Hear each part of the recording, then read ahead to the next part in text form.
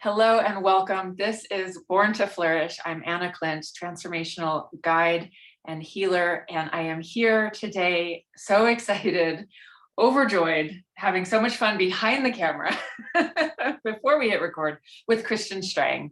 She is my soul sister, and she's also best-selling author and spiritual guide. She's written a slew of books. She's got a podcast. You want to follow her work. Christian, welcome. Thank you for being with us today.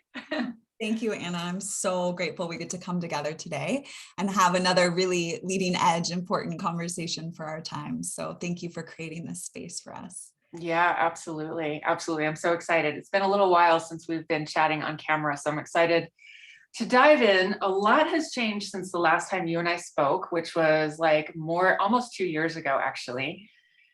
We are living in a whole new paradigm, which is not necessarily the paradigm I thought we would be living in. Me either. Or hoped we would be living in, that's for sure. That's right. Yeah. I mean, we entered, I know we were talking a little bit off the recording about this, but it wasn't until 2016 that I started getting messages from my spiritual team that like what I thought was happening in the mainstream matrix that I was a part of and what was actually happening were not the same things. Mm-hmm. And then each year leading up to that, it got more and more clear. And then of course, with last year's blow up of nonsense, it really highlighted the guidance that I'd been being given. And of course, now in this year, 2021, we're seeing just a whole other level of disclosure and understanding about the consciousness of the souls around us, the consciousness of the collective. Yeah. And it's really welcoming us all into a deeper level of soul searching about what is my true role here for this time, because this is not the scenario that we were all, praying and hoping for. And that's beautiful. We wanted to see that. And that is not, we'd all been under a spell. And so we're being released from the spell. And now what are we going to do? Yeah. Or we can say we have a choice to release ourselves from the spell if we want to. And it just feels like right now we are swimming in a stew of spells and people. I just feel like we are, it's like every couple of years we're more divided than we've ever been. And I just don't feel like we have ever been this divided. And I also, I'm just in a place of observation around the rhetoric that's happening right now. And it's really alarming and really disturbing to me what I'm hearing, that's coming from people whose ideologies I would have thought might be more aligned with mine. I've been coming to realize, and this is not to say like I am so spiritually enlightened or aware, because I don't mean that at all, but that there are huge differences in the way that people are relating to current situations that really reflect an unconsciousness that surprises me, because I really had this sensibility that after 2020, we had all of these wake-up calls, like we're more connected than ever before. And here we are. It's just like, they just try to divide us again and again and again and keep us separated. And this is how they consolidate power. This is how they take our power. And I just love to hear what I love how you call the mainstream matrix. I love that. Yeah. Well, I want to be really clear about what we're talking about, because for so long I was like, we're going to have a kumbaya all together and we're evolving consciousness. And then, like you said, it became very clear that those speaking of these things weren't necessarily embodied and integrated with the access to the divine. Here's the thing, like right before 2016 happened, I asked to be enlightened. I wanted to really know. And if you're truly on the path of enlightenment, you're not in the spell of the mainstream matrix. That's just the deal.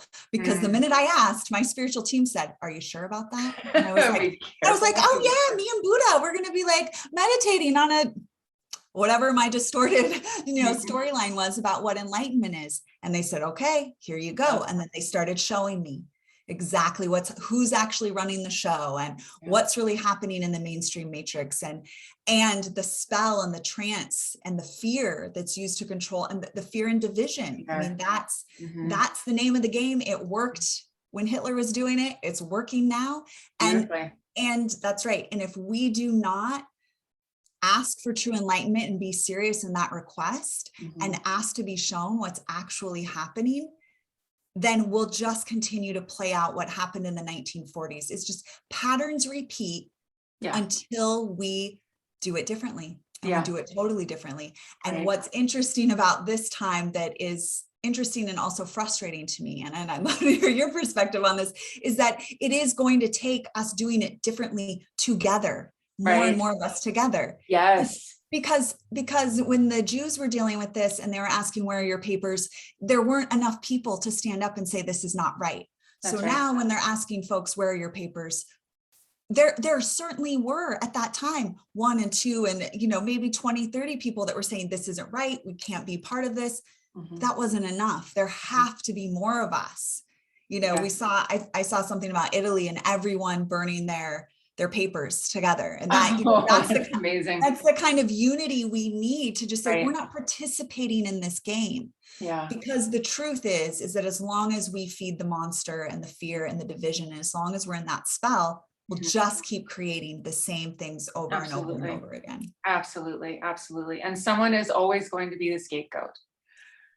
And, that's like, we're just looking down the barrel of the past. What did that look like? That looked like extermination. That looked like murder. That looked like annihilation. And we have a choice, and we don't have to be that way.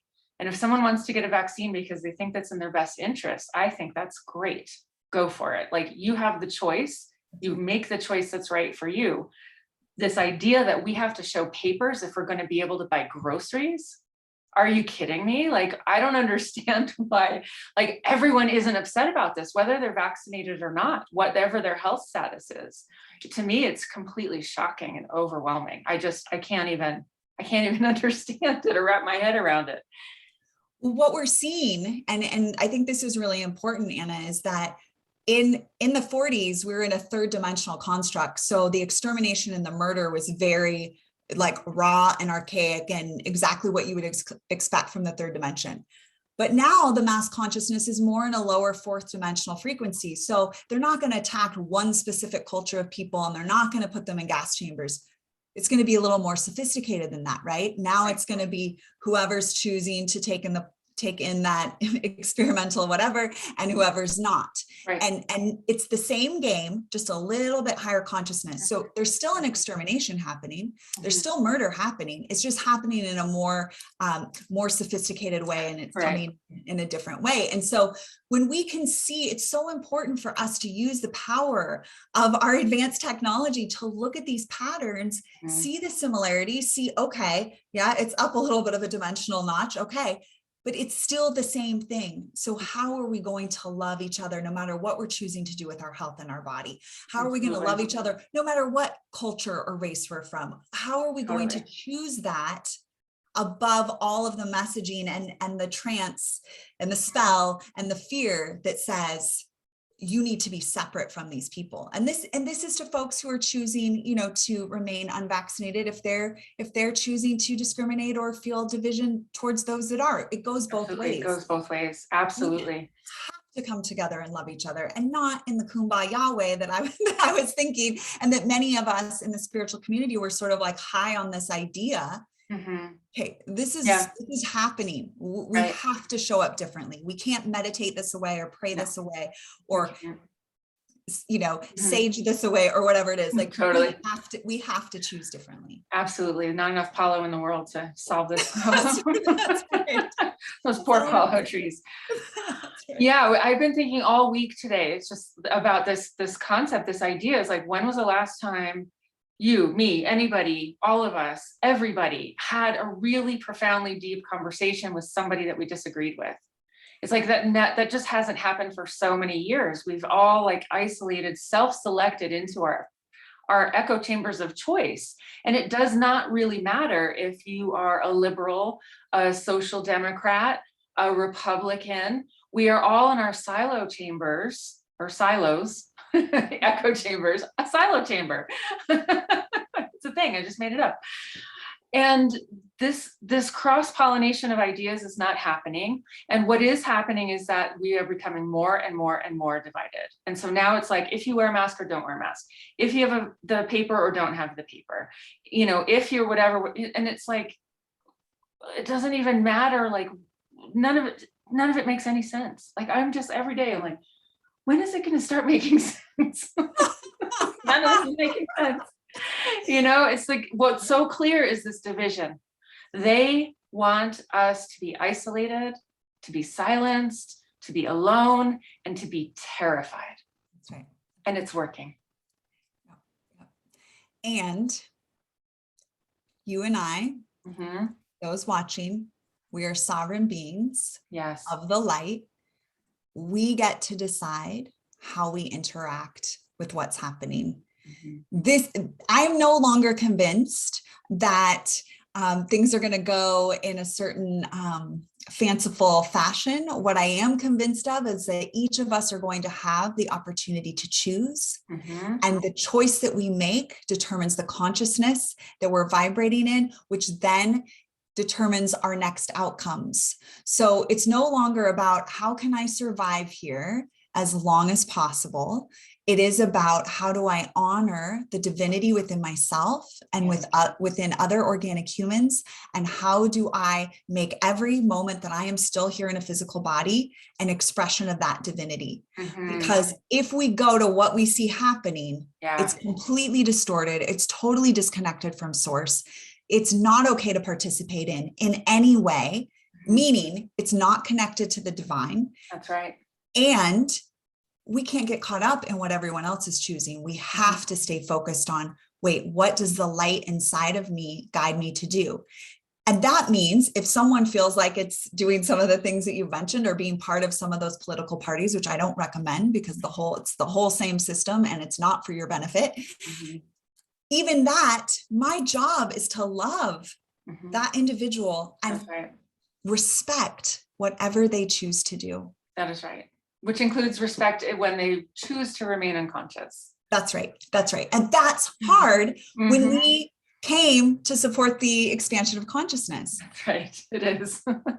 But it's our own consciousness that we need to focus on and to elevate, because that's really what matters. It isn't about who stays here the longest and who is the most popular or famous, because let me tell you, all of those folks are curated and handpicked for specific manipulation purposes. Yeah. So what it matters is what we're doing each moment of every day that we are in this temple.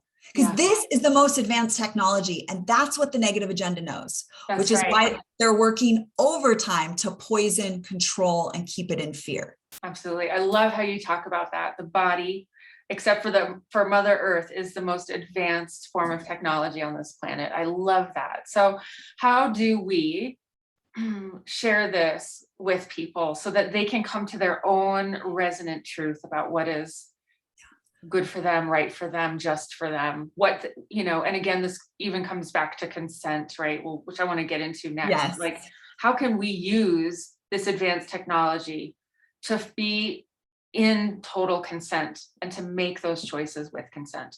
That's right. Oh, I love that. So this is a consent-based earth plane, which means your body needs consent. You cannot do anything to your body without your body's consent.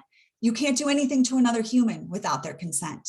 Now, the negative agenda knows this, so they've come up with very sophisticated psychological ways to get your consent. They make movies about it. There's the whole Rockefeller document. They print it, they put it on a website. If you find it great, that's considered consent, right? So, the ingredient list to all the pharmaceuticals and all the vaccines is available. So you can ask to see that ingredient list and then take it into your sacred heart and say, does my body temple wish to experience this? This is a consent-based earth. Nothing happens here without consent. That means you've got to take your power back, right? So if nothing happens here without consent, where am I giving my consent? And there's all sorts of ways we do that. We could start with the birth certificate system that they've got and signing folks into slavery through that. And we can maybe have another conversation about that some other time. But the way you take your power back now is you realize that you are a spirit in this physical body. This is everything that a human tries to make, or that makes and creates, is trying to mimic what this body does and what the earth does. Yeah. You never see a building grow another building. You plant seeds into the earth and it'll sprout up it's amazing. What you put into this temple, that's what will be expressed through you. It's not just, we're not just seeing what's on our face and on our skin. It is literally, we're seeing the thoughts we think, the beliefs we have, and the food and the water and the quality of that through our avatar. So I just am so passionate about supporting folks and remembering that they are an advanced technology, which means they need to take care of this vessel like it is a precious temple, because it is. And you don't put anything into this temple unless you get that deep divine knowing that that is what you're meant to be doing.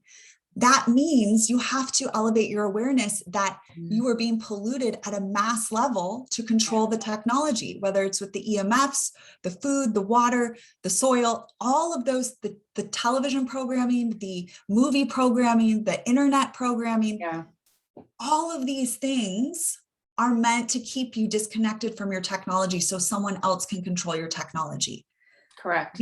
My spiritual team says this earth is an advanced obstacle course, choose your own adventure experience. Totally. So we get to choose. Yeah. We do get to choose. So we have to start elevating what we're putting into this temple, what we're putting on it, what we're putting around it. Yes. So important because of the poisoning of the human. And I had no idea, Anna, how severely this was happening until this last year when my spiritual team started showing me. And then they started directing me to specific superfood protocols, specific formulations for cleansing the glyphosate from the body. I've been eating clean for 20 years. Yeah. So I'm sure there are people watching this that you think, oh, you've got it covered. And let me just tell you, you don't, because I thought I had it covered.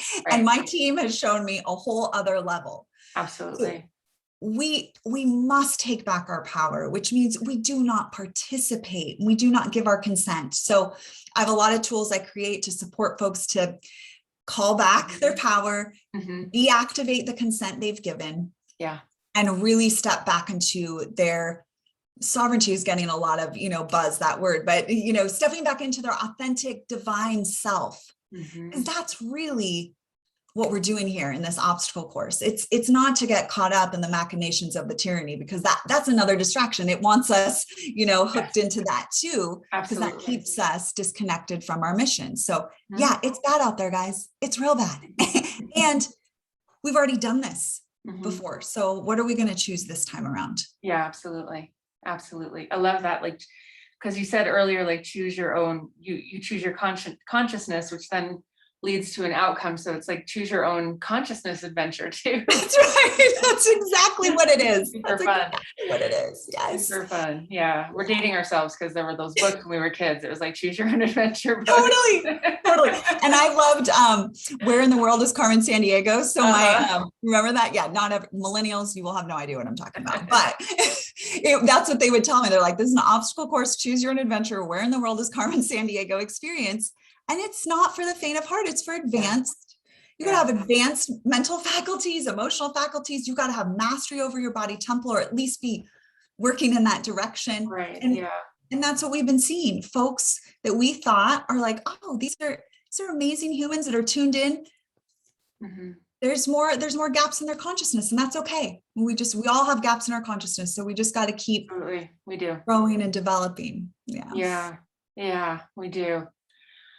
And let's talk about fear a little bit. Yes. And about how fear is such a powerful tool for manipulation and for controlling consciousness. That's basically what they are doing, is they're using fear to manipulate our consciousness. That's right. On a mass scale.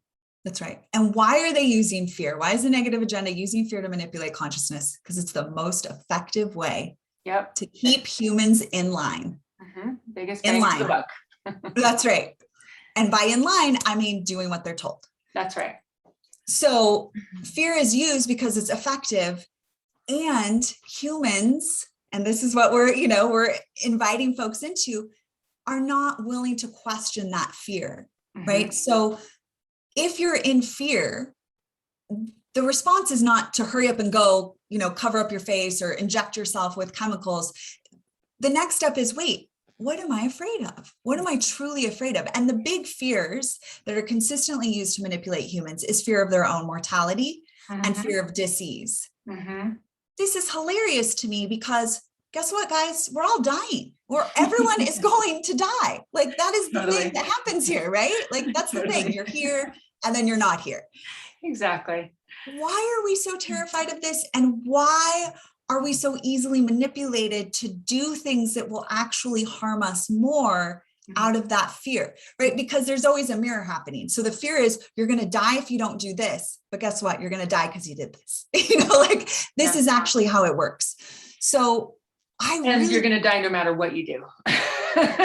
That's right. That's right. And we each have specific choice points along the way. Yeah. So what I've been shown about death is that it's a graduation, a transition of energy from this form to another form. There's nothing to be afraid of.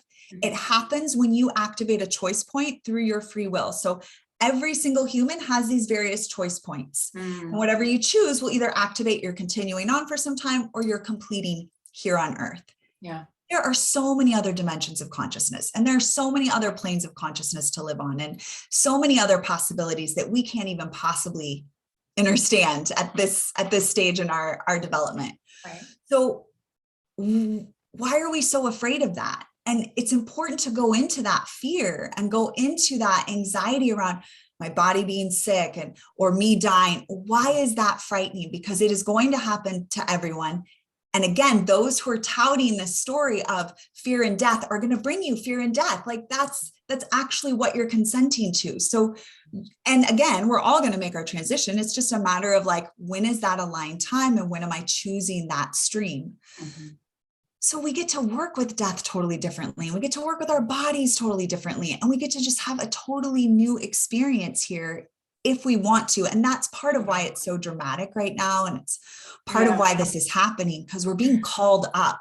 It has to be this ridiculous, Anna, because if it wasn't, we wouldn't be like, what the F? I'm not participating in this or whatever. Yeah. Right? Yeah, absolutely. It does have to be that keyed. And you're right. You know, as you're talking about this fear of death, I was thinking like, well, when did this start? And I just got back to thinking about organized religion and the Catholic Church and paying your dues. And if you didn't pay, then you would go to purgatory or hell and all of this stuff. And it's like, it has become an ingrained aspect of human consciousness, it seems.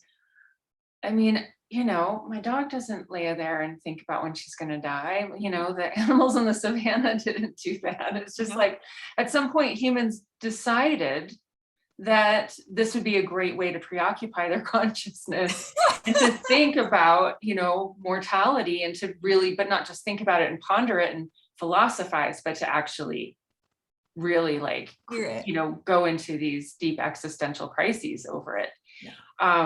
Which is easy to say when I'm not sitting here with a terminal illness that I know of, and maybe I would think differently, but at the same time, having just witness someone very close to me doing this dance with death and him making statements like, why does everyone think they're going to live forever? Like nobody lives forever. This is just part of it. And of course, the child in me is going, no, don't die. But actually, why do we think we're going to live forever? Like, where does that come from? Because there's nothing in our lived experience to back that thought up. And yet, we have this tremendous fear. It's quite fascinating. It's very fascinating, and it indicates a mental illness, a mental distortion, because that means the reptilian brain and the amygdala are overstimulated and overactivated, which will put you in that existential crisis, fearing your own death, and having that be a preoccupation, which is what the spell is that the collective is under right now. And it is a mental disorder, is it a mental disconnection that can be healed, with non-invasive means. I can give you a tapping tool, there's so many tools out there, and you can heal that, and you can come back into your heart and back into your soul, and you can live in a very beautiful way, even in the worst of times. And what you were sharing about the close loved one to you that said that about why does everyone think they're going to live forever? I just had a close sister of mine make her transition, like she was here, then she's not here.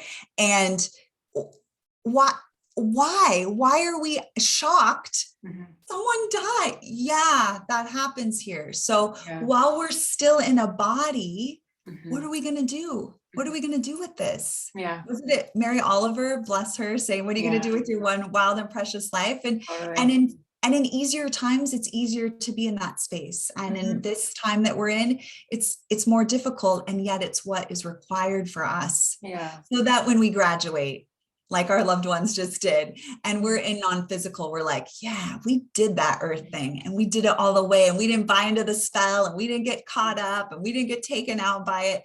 We Yeah. stayed true to our soul. We did what we came here to do, because what I've been shown, and again, I'd love to hear your perspective on this, Anna, is that whatever development of consciousness our soul is in when we make our transition determines where we go next. So Mhm. what we do here matters. It's not Right. like, oh, it's fine, and then we all go to heaven or hell. No, heaven or hell happens here on earth.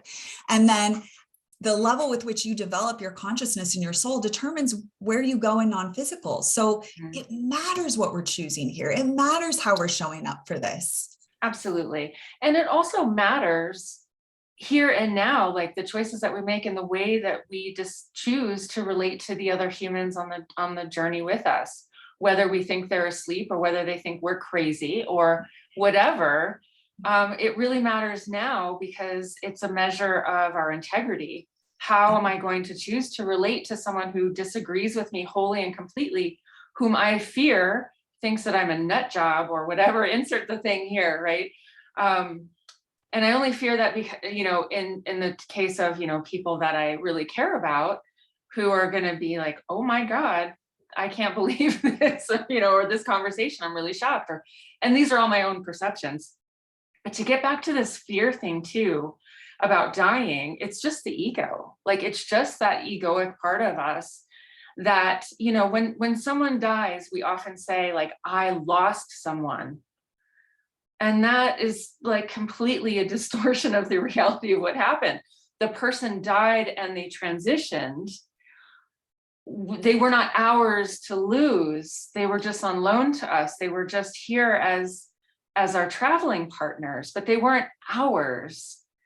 And so we therefore cannot actually lose them. And not to diminish anyone's experience with, the death of people that they love and care about, because it's not what this is about. It's just a window into looking at how parts of our minds work that make it so that death is this big scary thing. And when we can dance with, befriend, coddle, love on, sometimes scold our ego, depending on whatever is needed in the moment, then there's a choice point there, and that is a place where we can find freedom. I want everyone listening to rewind and listen to what Anna just said, because all of that was so on point and so beautiful. The integrity piece, they're not ours. Whew. They're not ours. So important to remember. They feel like they're ours. We want them to be ours, but they truly are not ours. That's right. That's right. Mm-hmm. They are our beloveds, but they are not ours as if we own them. That's right. Which means when they choose to go, we honor and respect it. Mm-hmm. And I feel like, especially with what I just went through with my dear sister making her transition, I am enjoying honoring her. Yeah. And honoring her every day. I have an altar built for her. We did 17 days of chanting for her. I'm getting a larger, photos put up around the house. I'm celebrating her. I am just enjoying every morsel that she gave to me, and every memory and every moment that I got to spend with her. I am savoring that, and I am celebrating her. Her birthday's coming up. We're celebrating her birthday. And I want folks to do this with everyone they love. Like, this is not, they change form. I talk to her every day, right? I talk to her every day. Anytime she said to me, she's like, isn't this better? Now you can talk to me whenever you want. And I was like, well, I liked having you in your body, but I hear what you're saying. We get to choose how we relate to death. The program that's inserted into the reptilian brain is, it's the scary big bad thing, and they're gone and you'll never see them again. And they could be tortured and, all this crazy stuff. The truth is that every being is a unique divine being, and they're going to go wherever they need to go. My grandma, when she passed, or she made her transition like last year, she said to me like, well, after she made her transition, she said, I'm going to be doing some soul rehab. I didn't know that soul rehab existed, but it's a thing, but it's not sad or scary. Yeah. It's like, oh yeah, you didn't fulfill your full potential here. Okay. So there's some healing to do there. So the more we can, exactly what you said, Anna, make peace with and make friends with being here in a body when we are, even when we're seeing the negative agenda repeat the horrible time. Yeah. We still soak up every moment you get with the people you love. Soak up this conversation, soak up every moment you get in nature, because at some point we won't be in these bodies. That's right. And we'll be on to the next journey. And then for those that we love that have transitioned out, honor them every day, celebrate their birthdays, celebrate them, create altars, just to love them and devotion. I was crying and crying and crying when I found out she died. I was like, no, I was like so upset because it happened so quickly, but I was crying for me because she's fine. She's absolutely, she's having a blast. I'm crying for me because my story is, it's better here with her in a body. Right. So I got to go into that story. I got to be with myself on that. I got to look for all the ways I get to be with her now.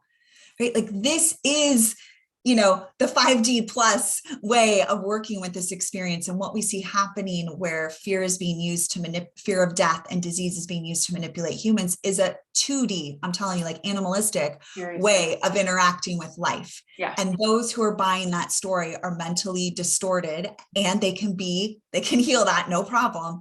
And they can come to this place that we're talking about, which is to live in this. This is really living, because you're not really living when you're holed up in your house and you're terrified of a disease and of other humans. And that's not living. No, it's not living. Yeah. It's actually, it's enslavement, or it's bondage, or it's something else.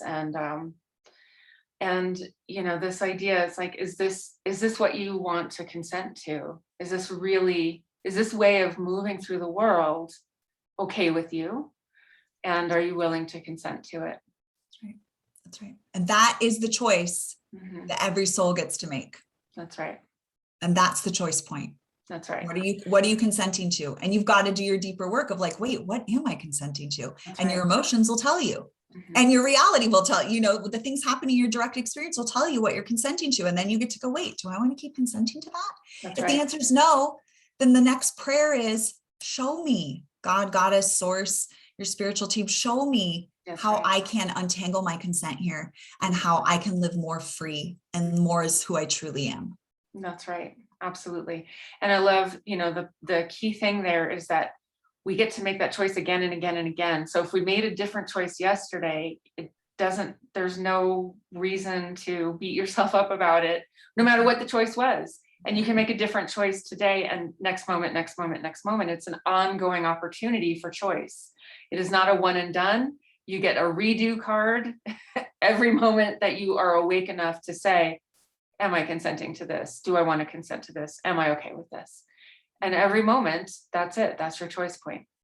That's right.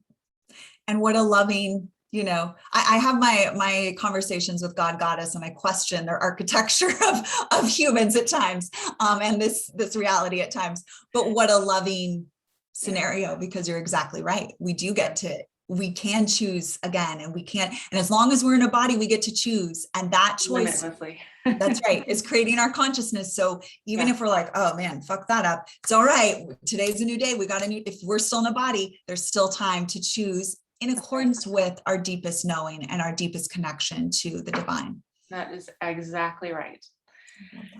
As much as I would love to keep this going, I think we should probably end there, but let's see about doing another talk and just keeping this going, especially as things evolve, and as hopefully, like, it is my deepest hope that we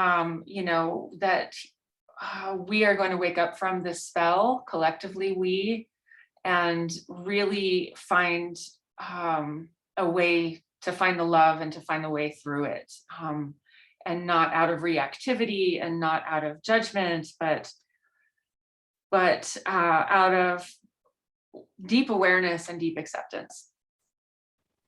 And what you said, this honoring of this sacred technology that each of us have here, our sacred temple. Yes. Yes. Let this time develop you in your understanding of your sacred temple and of the sacred earth and the sacred connections you have. Let this time take you deeper there. And I would love to have more conversations with you, Anna, because this is the work. This is what we came for. Is as frustrating and irritating and upsetting as it has been. Like, this conversation and doing exactly what we're talking about here today is what's being asked of each of us, of you listening or watching. You know, if there's more and more and more and more and more and more of us, choosing this path that we're talking about, then a whole new experience can be on this earth. It's an experience we want to experience. We could jump off this pattern loop of the same thing over and over again. Absolutely. May it be so. May it be so. And may it be so. Thank you so much to everyone for tuning in. And thank you so much, Kristian. I love talking to you. And we'll do it again.